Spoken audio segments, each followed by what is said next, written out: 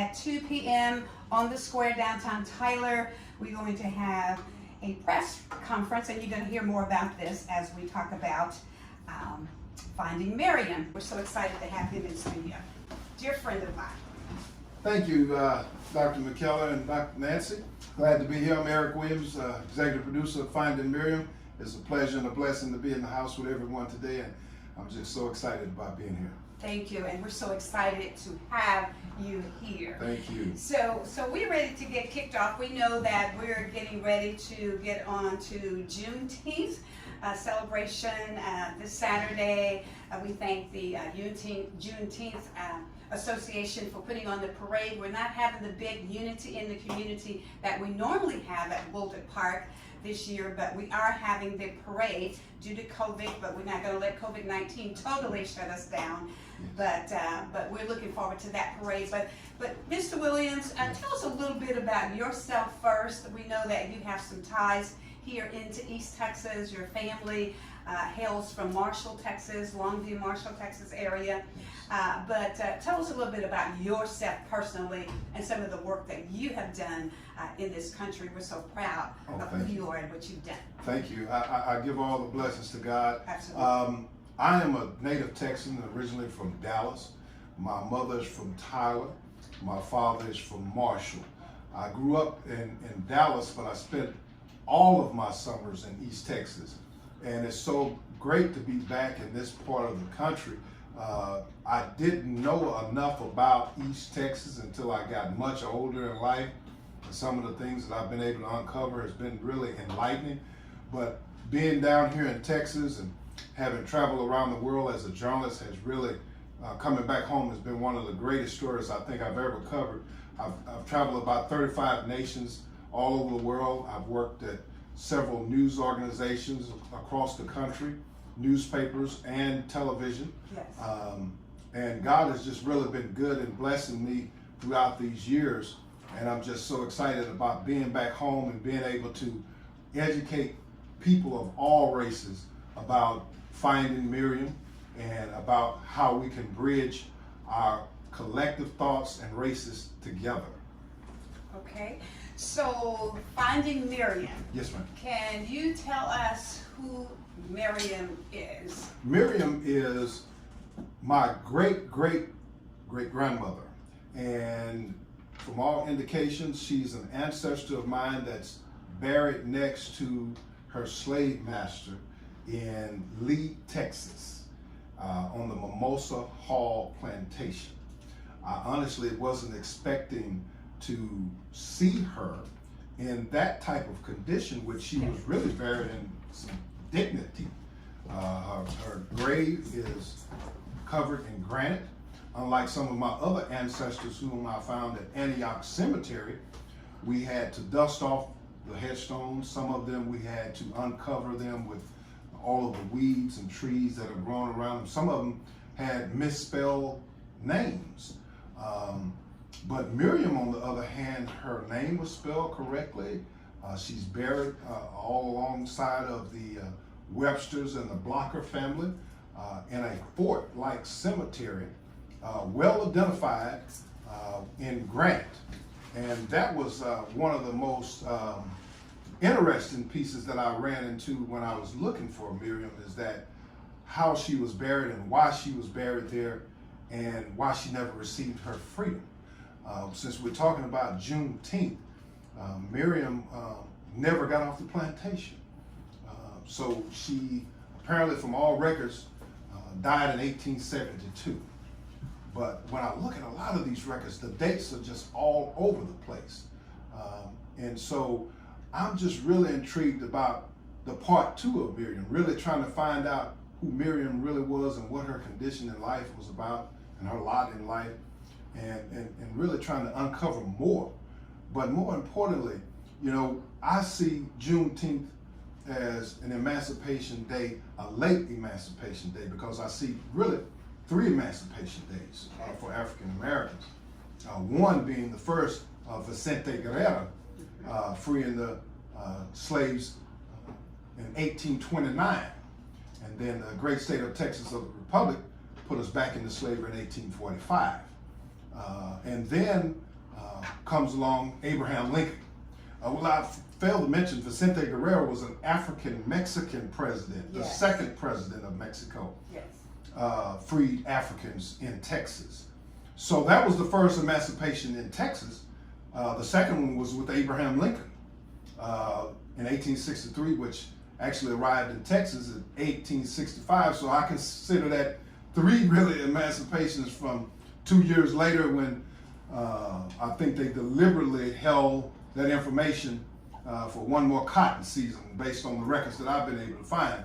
Okay, let's just start right there. Yes. Yeah, right. Okay, so let's deal with that a little bit. We know that on yesterday, Congresswoman Sheila Jackson Lee hit the gavel, Yes. and 410 people voted for a national holiday for Juneteenth, and there were 14 people who voted against it. Wow. Right? I believe they were all Republicans, right, Dr. Nichols? Wow. Okay, so I know we don't like to talk about parties and party lines and all of that, but sometimes it's important for us to, yes, to bring that forward. Why do you think 14 people would say no to that national holiday? And then let's take a look at this city in North Carolina, Asheville, North Carolina, who now has decided that they're going to take $2.1 million to begin with reparation. Absolutely. And we've been talking about reparation for a very, very long time here in this country, right? You want to dialogue on that a little bit? Yes. Now, in terms of the 14 individuals who failed to vote yes, you know, I kind of equate that to the same situation we have with the critical race theory, with the representative from East Texas who actually authored that bill from Minneola, I believe it was.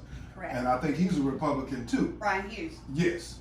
And so, you know, when we look at politics, because I've been involved in politics for a little while myself, when we look at politics, I've been an independent for a while. Okay. And, you know, I think with the Republicans and the Democrats, we really need to bridge that divide between those two parties as well, because, you know, we'll never get this race relation piece equalized, complete, or finished unless we can all come together and understand under one common accord.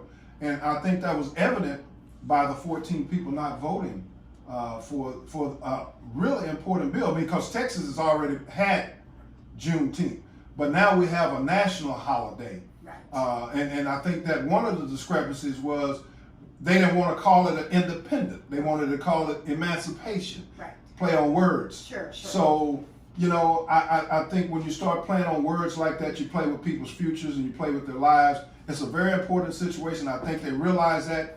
I think that it's just the Republican Party, and our former president has done a number on this country, and we're still suffering from some of the damages that he did when he was in office. Okay, let's hold right there. For those of you that are on the line with it, that are listening, if you'll just mute your phone so that we don't pick up any background noise, so we can get a good, clean, clear representation of our show today. Thank you very much. I appreciate that. It's always a pleasure to have all of those that join in and listen. And a lot of people are listening to you right now. Yes. So let's go back to Finding Miriam. Yes. And so I think she was what? How old was she? Well, from all the records, it appears that she was 26 years old. 26 years of age, very, very young. So we found out that now she's buried right next to her slave master. Yes. Is that correct? Yes. So tell us a little bit about this film and how people can find out about it. And let me just say also, thank you for including me in that documentary. Yes, it was absolutely. an honor to be able to be a part of this beautiful documentary that you have put together. Tell people how they can find out about it. And it's going to, I think, feature starting Juneteenth, Yes. Saturday. Actually, they can go online as of now. Okay. At findingmiriam.com, findingmiriam.com. Because a lot of times people put just the one R, Miriam, in it, so it's findingmiriam.com. And it is available now. And part of the reason why we're letting it out today is because a lot of things are going to be coming into play on Saturday, and this is a good opportunity to let people know it's out there and they can look at it now, because you're going to have all these wonderful parades and activities on Saturday, and we want to make sure that everybody gets those. But Finding Miriam can be seen at any given time on any device, and they can smartcast it directly to their TV from their phone or desktop with one click of a button. Very good. And what is the fee to watch? $2.99 to rent. Oh, nothing. And $4.99 to purchase, and that's unlimited viewing. That's outstanding. And the $2.99 is for 24 hours. Okay, so what was it that got you so motivated to go out there and find Miriam and your great-grandmother? Well, you know, I was on a trip to Kampala, Uganda one time, and I was over there doing a documentary on the AIDS orphans in Kampala, Uganda. And that was my first journey to Africa. And when I landed in Africa and I got off of that Royal Dutch Airways, first thing I did, I was kiss the ground. Felt like I was bringing my ancestors back home. And that overwhelming feeling and that sense of being back home in Africa just led me on a journey that I haven't stopped today.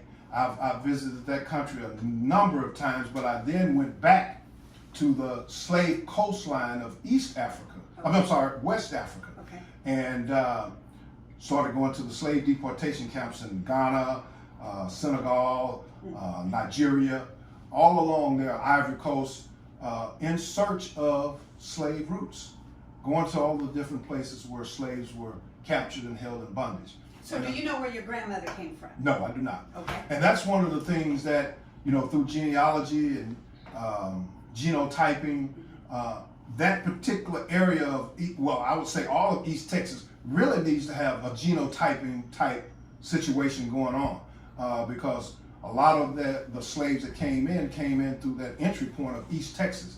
Now, unfortunately, at that particular time that they got to Texas, slavery was being outlawed for the importation on the coastlines. So all the slaves were coming from the interior of the United States, from like Alabama, Georgia, Mississippi, yes, those types of states, coming into Texas because it was a new republic. And they were getting land grants. And the settlers needed those slaves to work the land. And it became very fruitful for them and very, very profitable.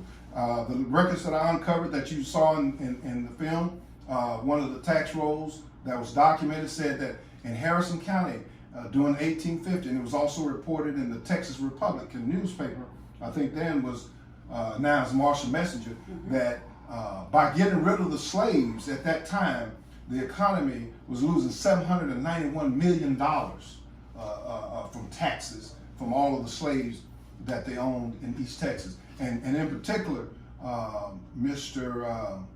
Webster, okay, John J. Webster, yes, he was in the business of baby making factories. okay. And So let's stop right there. Mhm. So then you mentioned something very interesting, and you said that the cotton season was coming about. Yes. We know that it was 2.5 years later that actually we heard that there was freed slaves in Texas. Yes. Granger had already let everybody, General Granger had already let everybody know, right? So tell me more about, you said it was cotton season, Yes. and they didn't want to release. They had one more Free picking labor. season. Okay. One more picking Talk season to us about after that. that. You know, Harrison County had some of the largest crop seasons than any other county in Texas. And I'm assuming that's because they had the largest amount of slaves Correct. in Texas. And I think at one point Texas had 182,000 slaves at the height of it, and Harrison County had roughly 8,000 towards the end of it.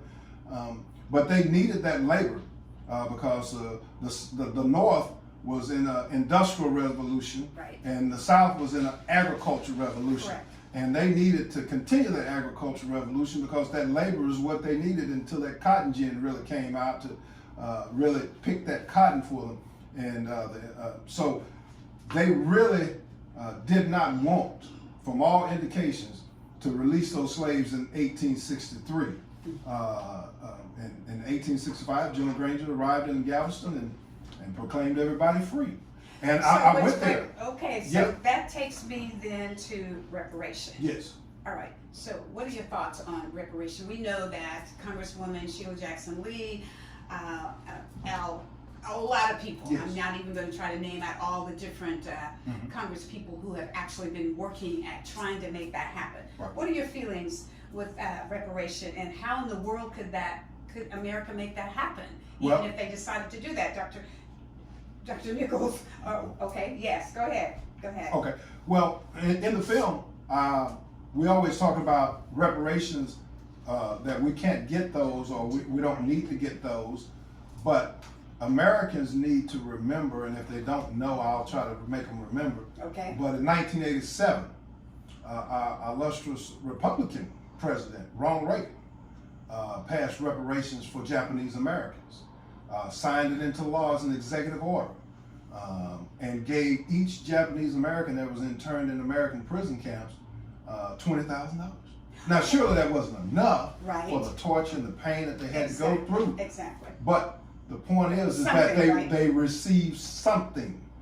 We've received nothing. So then let me jump back in there. So then why do you think, with all the generational wealth that black people should have gotten and they didn't, why do you think that it's so difficult for them to vote to have African Americans to receive? Well, most people, I mean, when you read some of the hateful comments that are on my posts and some of the things that are on Facebook, some people say, I didn't own slaves, I don't owe slaves anything, slavery is over, there are no slaves in America today. I mean, you can go on and on and on about all the comments. Well, let me just beg to differ right here. Have you heard of human trafficking? Absolutely, sex trafficking. What do you call that? Yes, absolutely. That's That's slavery. slavery? That's slavery. Okay. That's slavery. And so I do believe that we should have reparations. How and what form that should take, I'm not sure, but I certainly feel that cash should be a part of that. Okay. Especially when you look at the county, the cities, they all made money taxing slaves. The corporations made money. Aetna Life insured slaves. Chase Bank made loans to slave owners. Cotton Belt Railroad transported cotton. All of these industries that supported slavery should be the ones that pay. Not you and I, not the individuals, but the federal government and the companies. The federal government was complicit. They endorsed slavery. They mandated slavery. They made it a law. So the federal government should be held accountable for what they did to our people for years and years of chattel slavery. Not just slavery, because in Texas, you could not buy your freedom. You were a slave for life. Okay. So that brings us down a little bit in talking about the voter suppression rights. And well, there's no rights to voter suppression. But we know that that's existing right now right here in Texas. Right here in Texas. And so isn't it interesting that it took 2.5 years to get the information to Texas, that we were free? Yes. And then now we're going back to trying to suppress the vote. Yes. Talk to us a little bit about that. Why do you suppose Texas, who we call the great state of Texas, and we are great, but we list number 48 in education, health care, education 47, 48 for health care. We denied Medicaid expansion, and now we find out that we don't even have to have a certificate to own a weapon. Yes. And according to Matt Schaefer, who just passed the bill, I think the other day, that we can just go and own a gun. We don't even have to have any paperwork now. Am I right, Dr. Nichols? Yes. Yes. Constitutional We'll carry. bring Dr. Nichols in shortly. But Yeah. what are your feelings on that? It's Well, interesting, all of this. Well, in terms of the voter suppression, I think it's HB 7, HB and SB 6. I may have the numbers backwards. 6 and 7. But, you know, voter suppression is real. Gerrymandering is real. But I think that part of our problem lies in that division that I spoke about earlier between the Republicans and the Democrats. The Republicans are the ones that are passing all these suppressive Is legislation. that a little bit of underlying slavery? I guess you could say. Dr. Nichols, I'm going to bring you in. I want to get away from that. I'm going to bring Dr. Nichols in. Okay. Dr. Nichols, I know you have some questions, and Ms. Rihanna is going to have some questions. Jump into this conversation, Dr. Nichols. Voting rights. Okay, Our go right voting rights across the board are being threatened. And this is very real, people. This, to all our listeners, this is not a joke. If you are not registered to vote, do it now, do it while you can. If you can become a deputy voter registrar, do it now. Do it now, because we don't know how tight this is going to get, to the point where only certain people will be allowed to vote, or it's going to get worse before it gets better. So I'm really encouraging everyone who can to become a deputy voter registrar. The way that you do that is you go to your election office and you watch a little film, and you learn how to register voters. How great is that to be a mom, to sit at the kitchen table and to say, baby, I can register you to vote, to your grandchildren, to your cousins, and like that. Young people, are you 18 years old? You should be registered to vote, and you can become a voter registrar so you can register others. This is where our power is. Our voice is our vote. Our power is our vote, and every vote counts. At least now it does.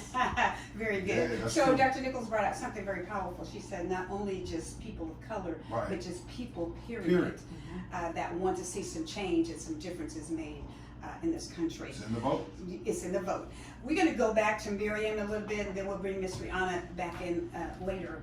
So talk to us a little bit more about your background, your history, Miriam, finding Miriam, and your journey in the last 3 years that you've dealt with in trying to put this documentary together. Well, as far as my background, I've covered 4 wars around the world. Primarily, I've focused my life journey on uncovering human rights abuses around the world. I've covered coups in Haiti, revolution in Africa. I covered the war in Bosnia, Sarajevo. So, you know, these types of experiences have prepared me and propelled me in a direction in which I feel very grateful about, because God has been good to me over the years. I've not been without issues and problems just like everyone else in life, but you just keep striving. And, you know, with finding Miriam, it has been truly an honor and really spiritual because of the fact, now you might think I'm sounding a little crazy right now, but, you know, when I went and I discovered Miriam, and my counterpart Terry can tell you, we took a drone out there. We were going to put the drone in the air, and the energy from that crashed the drone. And then we went and bought another one the same day. That drone wouldn't even get off the air. Wouldn't even get in the air. And I get home, and I get on my personal computer, and it's late at night. All of a sudden, the film starts to play by itself. Wow. Didn't even put my password in the computer. Oh my. So I said, well, maybe Miriam is following me around now. But I laughed. But then all of a sudden, I started seeing Somebody these. else may be following. No, I started seeing these red cardinals. And I kept trying to figure out why these red cardinals keep following me around. And I started taking pictures of them so because people wouldn't believe it. And I looked it up, and it says spirits trying to get your attention. And I was like, wow. So, you know, that was confirmation for me that I was on the right track. Sure. And trying to educate people about what's going on.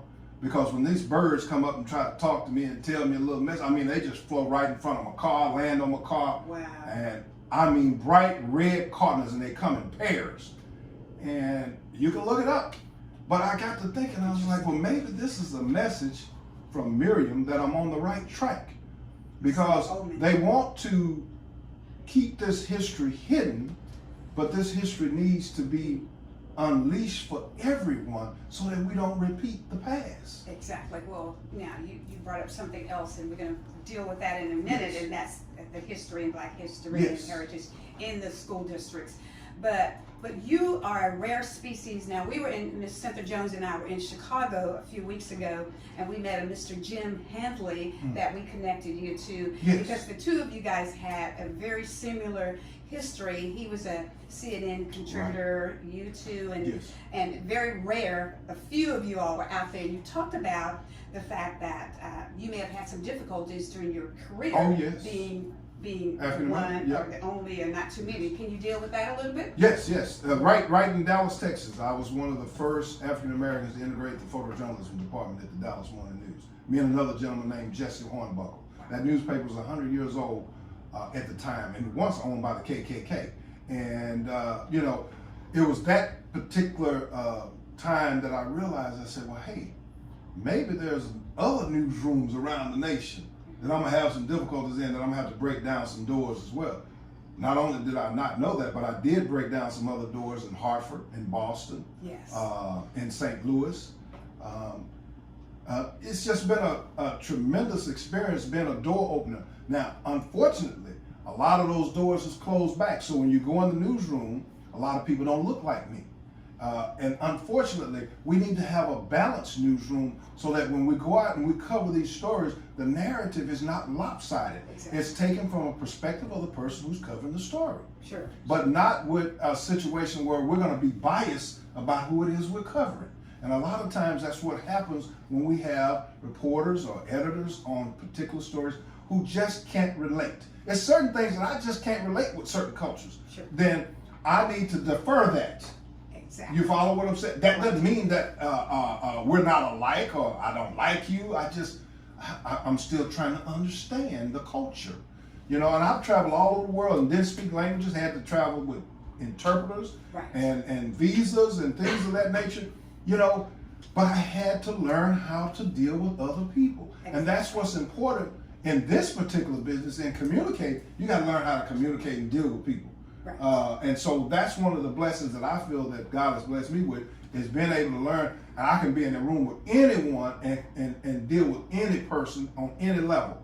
And I'm really thankful for that. And that world travel, I can't say it enough Can't say it. to people. Yes. You know, you can't tell me what's in my backyard unless you've been in my backyard. You can't say I got a red lawnmower if you hadn't been back there. If you hadn't been to Africa, you can't tell me too much really about it. But if you've been to Europe or Bosnia, Yeah. and you can see the suffering that the Croats and the Serbs and all those guys went through, now we can have a real discussion. There you go. You see? Okay, So, very good. education. Education. So what are your thoughts about putting this type of information in our public schools in the country? You know, I was really excited until the critical race theory law came out. You know, now it almost looks like they're trying to ban Finding Miriam in the schools and teaching the whitewashed history versus the history that's been uncovered, which is deemed to be true history. I believe it needs to be taught in all the schools. I mean, how can you ban 1619 Project? Yes.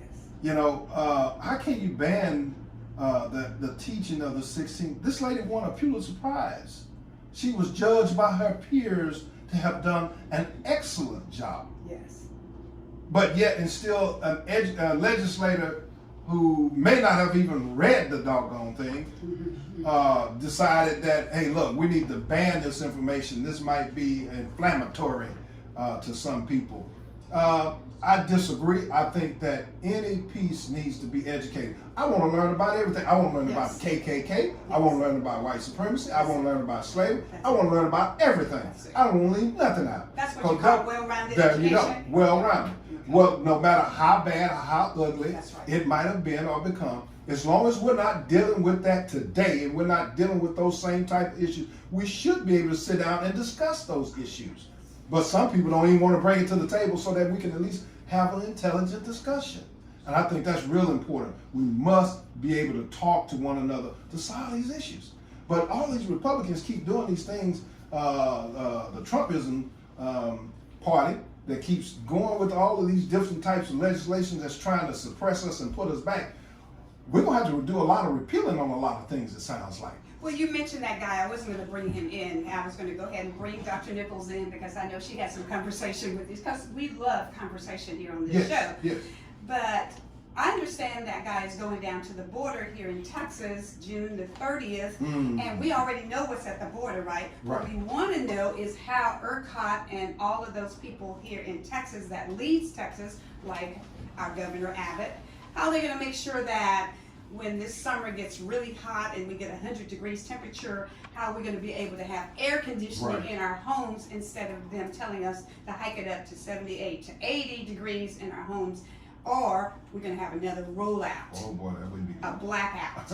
It didn't roll out my way. I was out, period, for Right. 65 hours. Oh my God. Okay, Dr. Oh my Nichols God. can tell you that. Dr. Nichols, you have some conversation for our guests.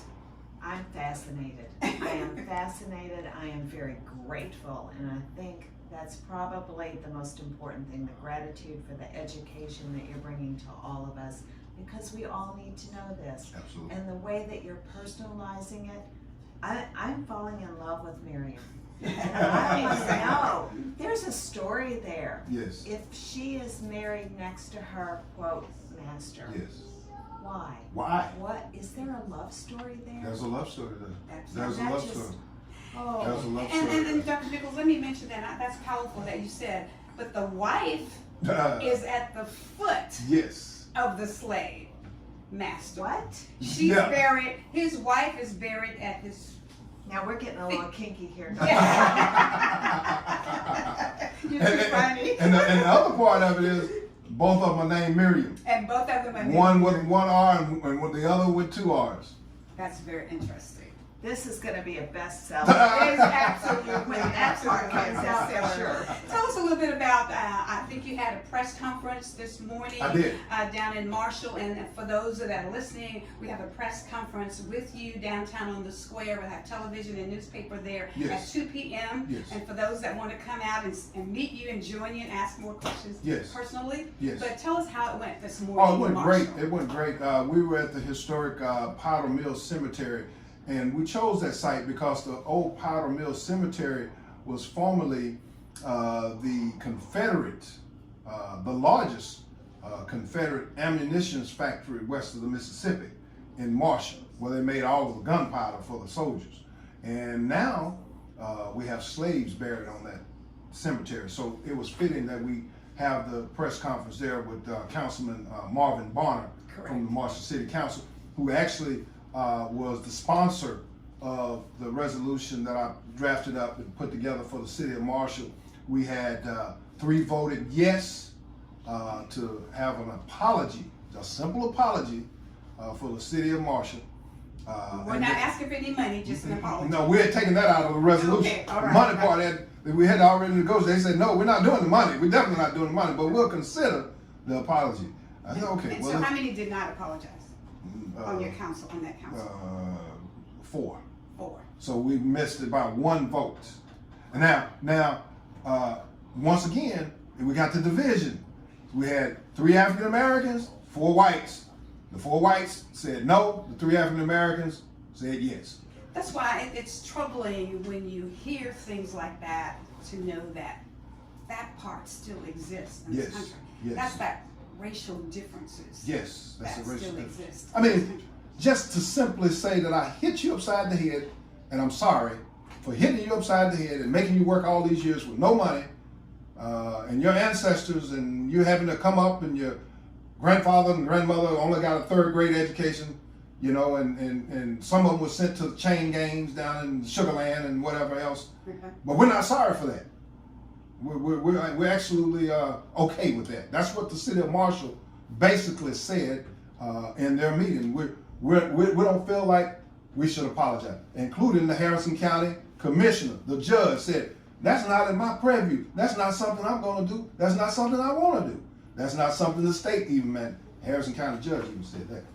But that is something that we as citizens can go to our city council, can Very go good. to our county Precisely. judge, Very can good. go to our mayor and say, we do want this. Yes. You're an elected official, you represent us. Here is the resolution that we want. May I have a copy of that resolution, please? Yes, Thank you you. certainly may. You I certainly mean, may. Have this your is email something. address. Yes, Well, yes, this yes. is something that our parents taught us when we were way down here, right? Yes. To say, I'm sorry. I'm sorry. So what's so difficult with saying, I am sorry? Yes. I don't understand Yes, I mean, so we had I'm sorry on the list, we had reparations on the list with no figure attached to it. We had Juneteenth holiday.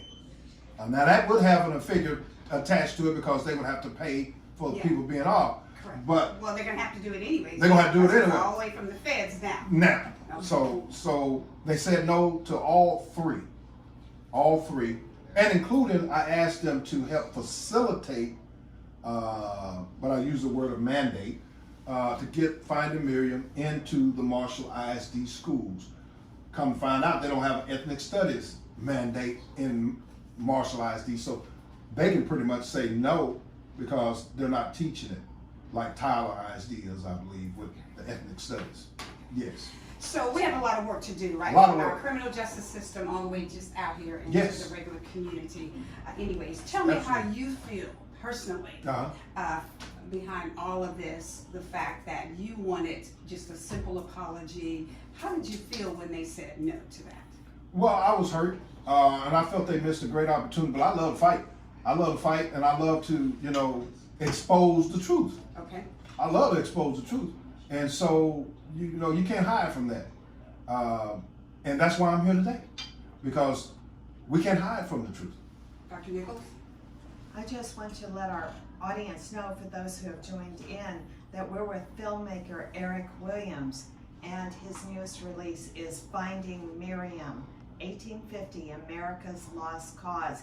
You can check that out at Finding Miriam with 2 R's, findingmiriam.com, and it's to be released Today. today. Today. Thank you. How about that? Yes, and then indeed. we get to talk about it right here Right on here. a view from Absolutely. the top. And just Absolutely. remember to our citizens out there that we're going to have a press release in 1 hour with Yes. you downtown on the I'm square, excited about 2 it. p.m. And those of you that can come down and meet Finding Miriam's Yes. great grandson, Yes. it's just an amazing Yes. thing to have you Yes. here with us Yes. today. Final comments. Ms. Rihanna, you have some final comments for Mr. Eric Williams, our amazing guest.